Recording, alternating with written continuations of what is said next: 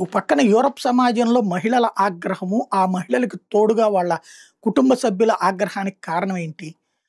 ఆహ్, ఇస్లామిక్ దేశాల్లో ఒకళ్ళకొకళ్ళు కొట్టుకుని, లైక్ ఆఫ్ఘనిస్తాన్‌లో కొట్టుకున్నారు, పాకిస్తాన్‌లో కొట్టుకున్నారు, బంగ్లాదేశ్‌లో కొట్టుకున్నారు. వాళ్ళల్లో వాళ్ళకి వర్గ తగాదాలు పెట్టుకుని, దానివల్ల ప్రాణాలు కోల్పోతున్నారు. ఇంక్లూడింగ్ పాలస్తీనా ఇట్లాంటి వాటిట్లో గూడా.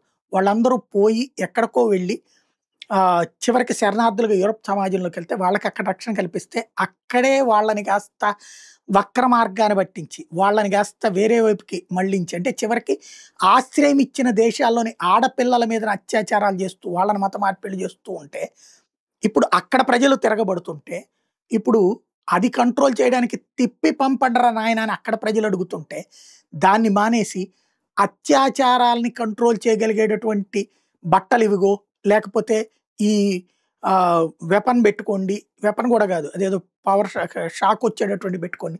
ఇట్లాంటి సజెషన్స్ ఇస్తున్నాయి ప్రభుత్వాలు. దాన్నే ఇప్పుడు అక్కడున్న ప్రజలు తిప్పికొడుతున్నారు, తిరగబడుతున్నారు, ప్రశ్నిస్తున్నారు.